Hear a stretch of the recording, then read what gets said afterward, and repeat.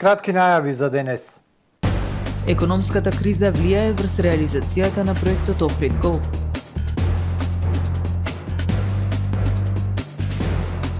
Мора да се работи на создавање нови туристички приказни.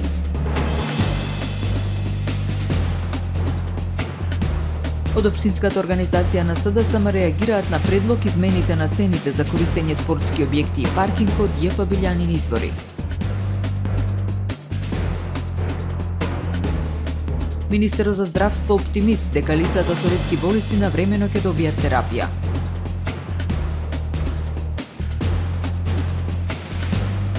Граѓаните да бидат внимателни со лекови и суплементи кои се рекламираат на социјалните мрежи, апелираат од Лекарската комора.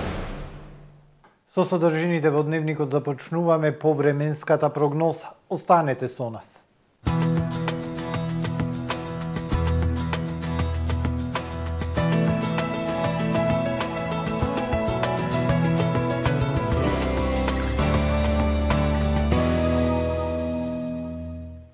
Во Охрид денес времето претежно облачно со врнежи од дожд над 700 метри надморска висина и снег. Беа измерени максимални температури од 7 степени Целзиусови. Врнежите ќе продолжат и во текот на ноќта кон четврток. Утре на Апенинскиот и Балканскиот полуостров нестабилно со врнежи од дожд, на Балканот и снег. Во останатите делови од Европа стабилно време со зголемена облачност и релативно топло, освен во западна и југозападна Европа, каде се очекува да биде постудено.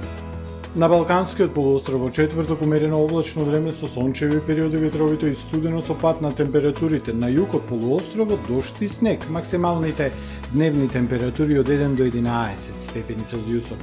Во Македонија во четврток облачно време со врнежи од дожд и снег на 700 метри надморска висина снег. Во текот на денот дождот ќе премине во снег на секаде над 500 метри надморска висина.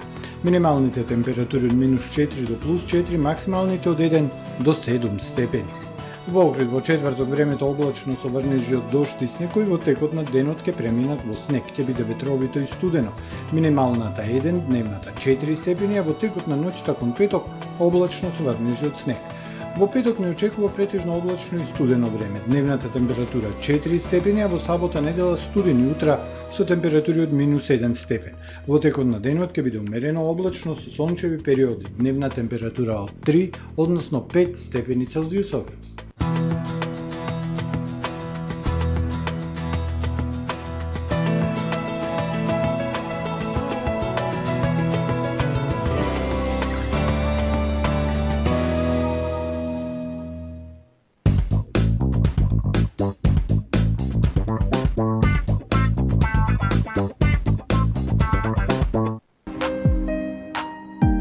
Ресторан Далга. Добре дојдовте во светот на Кармен Бау Центар. Во безпрекорно уреден продажен простор, купувањето во еден Бау Центар никогаш не било попријатно. Со гордост ви го представуваме нашиот шоурум Мараци, со најголем избор на плочки од Мараци и санитарија од светски познатите брендови Грое, Колпасан, Идеал Стандард, Рока, Унитас. На располагање ви е нашиот архитект, кој ќе ви помогне во осмислување на вашиот проект. Располагаме со најбогатата палета на ламинат во државава. Одберете од 100 различни дизајни на Свис Кроно. Покрај стандардниот избор на фасадните системи Кнауф и Бекамент, ви нудиме богат избор на професионален алат на реномираните производители Bosch и Divol. Кармен Бау Центар на улица Железничка. Супер акција во Миса Маркети. Хоне вафли 192 грама 85 денари. Биг ланч 90 грама 45 денари. Палома 8+2 119 денари. Перони 0,33 литри 29 денари. Чипси 69 денари. Пазарете со мерак, ваши Миса Маркети.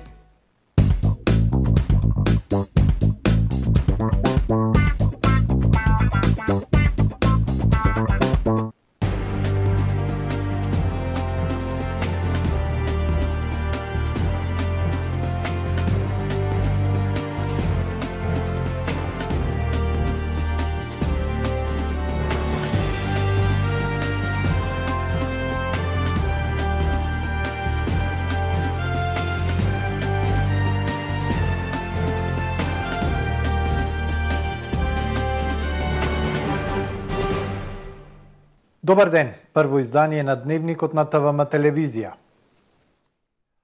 Општиот пораст на цената на материјали и променетите економски услови ја успорува и реализацијата на делови од проектот Охрид-Го. Општината ќе надополни разликата помеѓу предвидените и зголемените цени. Формирање градски систем на велосипеди, изградба на адреналински парк и памп-ап трака ќе значат нова туристичка понуда, чија реализација се очекува да започне во летниот период. Зголемените цени на материјали и ресурси ја успоруваат реализацијата на проектот Охрид-Го. Стартап центарот Касарна Хаб веќе функционира, а дополнително во состав на проектот финансиран од Европската унија предвидено е формирање на градски систем на велосипеди, изградба на адреналински парк и памп-ап трака во склоп на комплексот Касарна. Но светските економски неприлики доведоа до енормни поскапувања на ресурси и производи, што влијае и на реализација на овој проект, вели Ѓоко Апостолов, раководител на сектор за туризам и локален економски развој. Вршевме нови истражувања на пазарот, во онај момент кога би рекол се стабилизира, цените, донесовме одлука со програмата за 2023 година, Општина Охрид вложи дополнително, односно ќе вложи дополнителни средства за да се надополни таа празнина до која што настана со зголемувањето на цените.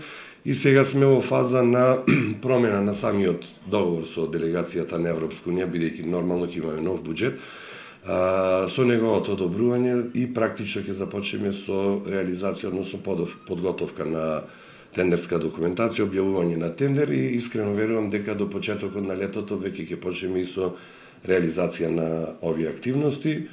Реализацијата на овие активности за Охрид ќе значат нова туристичка понуда, препознатлива за поразвиените европски градови. Со набавката на 50 на велосипеди, кои туристите, но и охриѓани, ќе можат да ги изнајмат, употребуваат, а потоа да ги остават на точно утврдени станици. Ќе се овозможи многу полесна мобилност во градот. Предвидени ќе се околу 10 станици на кои што корисниците ќе можат да ги земат и оставаат велосипедите, ќе се работи со апликација која што ќе може да се инсталира на секој телефон и плаќањето нормално ќе биде преку таа апликација со платежни средства. Ќе бидат обучени луѓе кои што ќе работат на сервисирање, на прибирање на тие велосипеди и така натака. Она што го можеме да го видиме во секој развиен град во поразвиените држави, би рекол, ќе го видиме и во Охрид. Буџетот за реализација на градскиот систем на велосипеди со новото поскапување е 168.000 евра, а реализацијата пак на целиот проект Охрид-Го треба да финишира месец мај идната година, до кога треба да се завршат предвидените активности. Туристичките работници мора постојано да работат на создавање на нови туристички приказни за привлекување на што повеќе туристи. Современиот турист трага по нови искуства и доживувања. Авантуристичкиот туризам покрај природата треба да се надополнува со нови современи, но автентични и уникатни услуги кои го карактеризираат регионот. Побогата туристичка понуда привлекува повеќе туристи. Охрид мора да работи на нови туристички приказни. Современите туристи денес не доаѓаат за сонце и плажа. Тие трагаат по невообичаени искуства и услуги. Авантуристичкиот туризам покрај природата треба да се надополнува со нови, современи, но автентични и уникатни услуги кои го карактеризираат регионот. Една од нив е етномасажа во природа, на сено и миризливи билки од ова поднебје, приказна на охриѓанката Сузана Наумовска, која успешно обстојува неколку години. Собирајќи го сеното, го ставаме на козметички кревет, го затоплуваме, бидејќи само така тревките ќе го пуштат својот ароматичен мирис. Понатака во базични етери масла ставаме рузмарин, жалфија, лаванда, нане, во зависност од тоа каков мирис преферира нашиот клиент и масажите ја правиме на отворено, буквално во еден ваков амбиент обкружени со селски производи, селски амбиент, кој што може да ни буквално да ни направи на отворено комплетна релаксација. Оваа туристичка услуга доби неколку меѓународни признанија. Туристичките познавачи велат треба да биде поттик за сите да бидат иновативни и да вметнуваат нови автентични услуги со кои ќе ги анимираат гостите. Да, бевме во 30 компании во Македонија со иновативни идеи. Да ви кажам, влеговме ето во тој регистар. Во Србија добив на еден како да кажам, за спа и велнес настан, каде беа Министерство за економија и сите туристички агенции. Добив награда Жена на 21 век, бидејќи тоа сите го потврдија од бившите Ю републики пошироко, дека покрај еден болен човек кој што оди на рехабилитација во бањите, уште 4 здрави им треба анимацијен туризам. Значи ова спадна буквално во делот на анимации, каде ево последно сега во Бар се вратив со уште една награда Power Woman Family Friendly. Ова е нешто каде ги враќаме сите, значи во село, во традиција. Ваквите понуди овозможуваат незаборавни спомени и доживување на туристите кои ќе се раскажуваат и привлекуваат нови гости. За креирање на нова туристичка приказна потребна е само идеја, потоа желба за нејзина реализација, велат туристичките работници.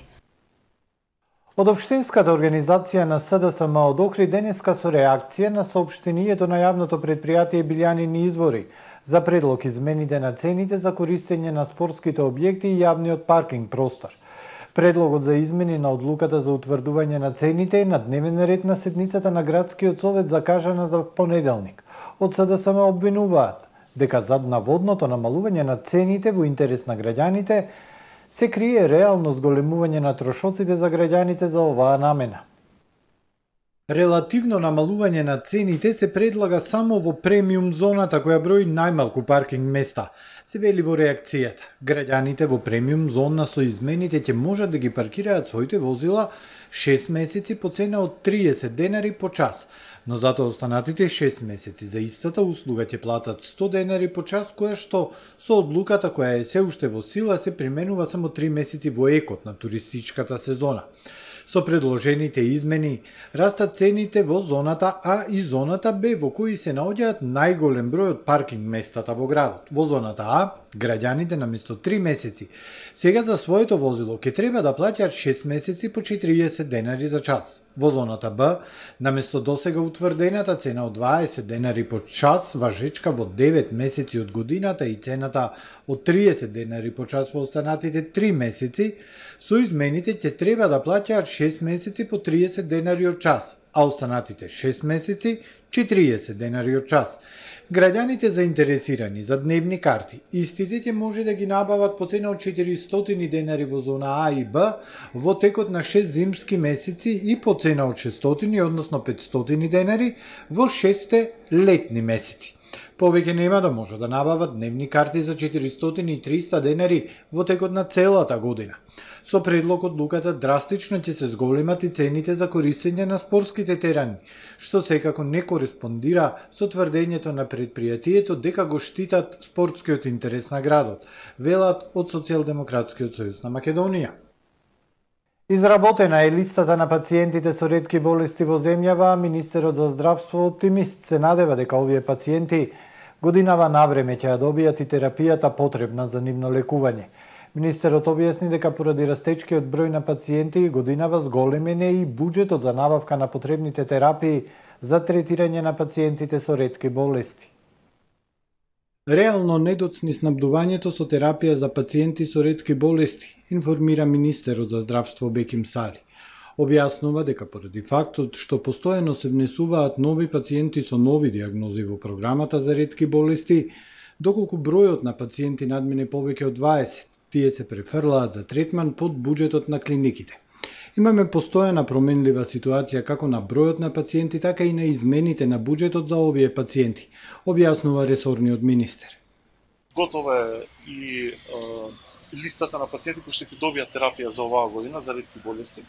Мислам дека навремено ќе биде обезбедена и терапијата, нормално доколку нема административни потешкоти или па жалби од страна на фирмите за понудите кои се дадени.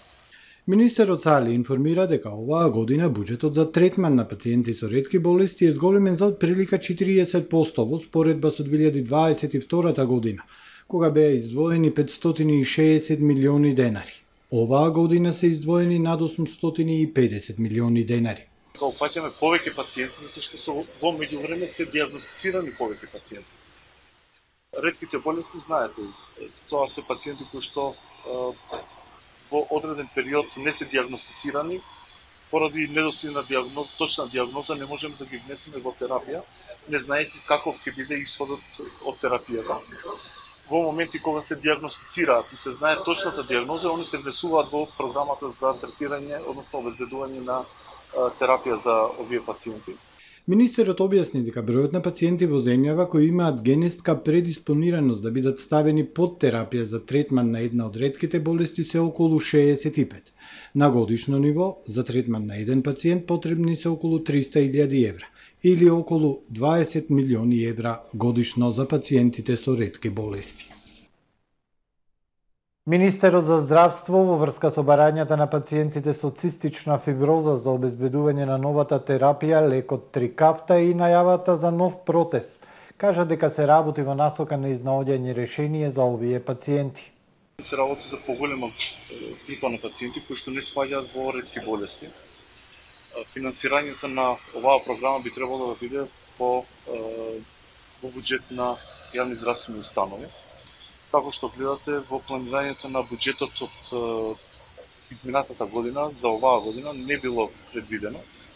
И тоа ни создава дополнителни потешкоти во обезбедување на финансиски дел за терапијата. На состанок со директориот пулмологија и педиатрија, со кој што треба да изнајдеме начин како да се организираме и да финално овие пациенти ја добијат потребната терапија.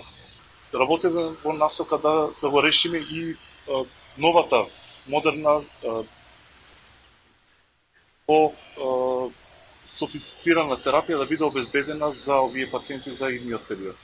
Граѓаните да не купуваат лекови и суплементи кои се рекламираат на социјалните мрежи без консултација со лекар, апелираат од Лекарската комора. Ова доаѓа откако зачестија лажни и манипулативни реклами за така наречени медицински производи, препарати и методи кои се пласираат на интернет, а во кои често се појавуваат измислени лажни изјави или интервјуа на вистински доктори. Граѓаните да бидат внимателни кога станува збор за лекови, помошни средства за лекување, додатоци во исхраната и постапки за лекување кои се рекламираат на социјалните мрежи, апелираат од Лекарската комора на Македонија. Оттаму ги предупредуваат граѓаните дека ваквите производи може да се одржат материи кои сериозно би наштетиле на нивното здравје. Дури и во случај кога препаратите не содржат штетни материи, со самото тоа што им се препишуваат лековити својства, кои реално не ги поседуваат, граѓаните намерно се доведени во заблуда и со тоа се загрозува нивното здравје, велат од Лекарската комора.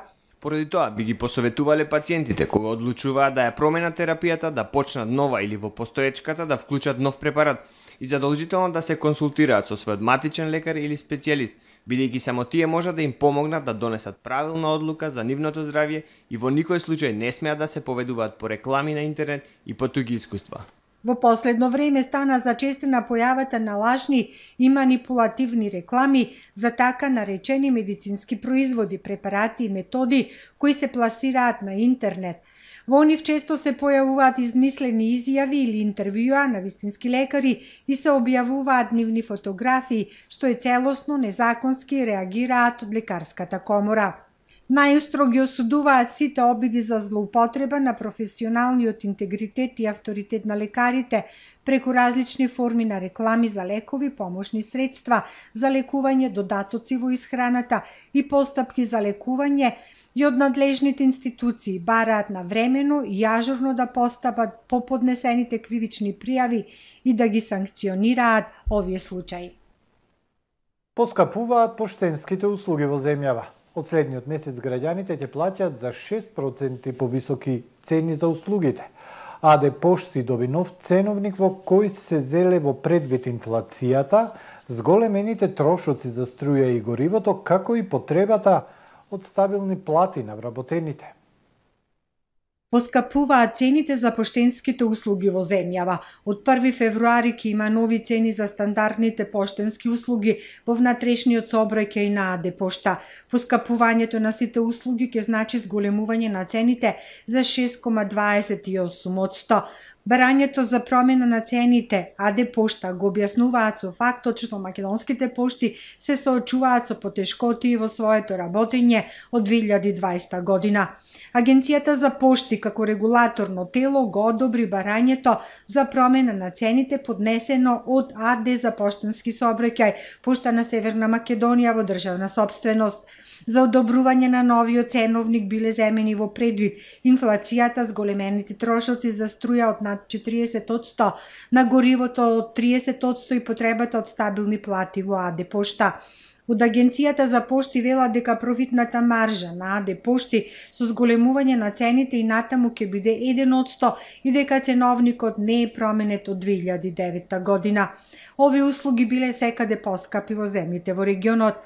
Поштенскиот оператор го објави новиот ценовник. Граѓаните ќе плаќаат 36 денари за испраќање писмо до 50 грама. За оваа пратка досега граѓаните плаќаат 25 денари, но од следната среда услугата ќе поскапува и ќе чини 36 денари. За препорачено писмо услугата ќе изнесува 90 денари. Праќањето писмо до 100 грама сега ќе чини 48 денари наместо досегашните 34 денари. За пратките до 250 грама граѓаните ќе плаќаат 60 денари наместо 48 денари. Поштенската картичка ќе се испраќа по нова цена, која ќе чини 16 денари. За испорака на пакети ќе важат само цените од втората зона, бидејќи се укинува цената за првата зона. Во продолжение вестите од светот. Соединетите американски држави планираат да испратат најмалку 30 тенкови М1 Абрамс, а Германија ќе помогне украинската борба против руската инвазија со 14 леопарди. Откако и двете земји најавија голем пресврт по неколкумесечната воздржаност по ова прашање. Рускиот амбасадор во САП Анатолиј Антонов изјави дека ова е уште една бесрамна провокација, додека Кремљ кажа дека германската одлука за тенковите нема да донесе ништо добро и ќе остави траен белег врз односите со Русија.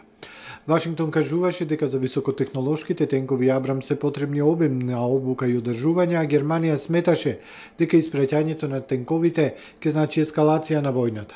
Велика Британија прва објави дека ќе испрати 14 тенкови Челенџер во Украина, а помош во модерни тенкови најавија и Полска и Норвешка. Германскиот министер за одбрана Борис Писториус кажа дека Берлин им дал зелено светло на другите земји да ги обучуваат украинците да ги користат тенковите Леопард. Главниот град на Северна Кореја, Пјонгјанг, е затворен на 5 дена поради неодредено респираторно заболување, објавија денес јужнокорејските медиуми, повикувајќи се на известување од севернокорејската влада. Во известувањето на севернокорејската влада не се споменува COVID-19, но се вели дека жителите на Пјонгјанг морале да останат дома до крајот на неделата и да се подложуваат на температурни проверки неколку пати на ден. Според истиот извор се очекува да се воведат построги мерки, засега не е познато дали ќе има или веќе се воведени слични ограничувања за движење на населението и во другите делови на Северна Кореја. Најмалку 157 лица загинаа како последица на екстремно ниските температури во Авганистан според тамошните власти. Бројот на загинати е двојно зголемен за помалку од една недела. Авганистан ја доживеа една од најстудените зими со температури до минус 28 степени Целзиусови, далеку под националниот просек кој се движи меѓу 0 и 5 степени за овој период од годината.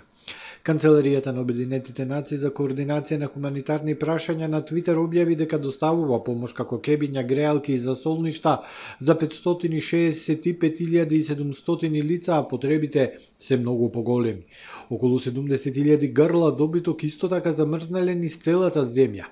Портпаролот на Талибанското министерство за управување со катастрофи изјави: се проценува дека 28,3 милиони луѓе, околу 2/3 од населението на Авганистан веќе имаат потреба од итна хуманитарна помош.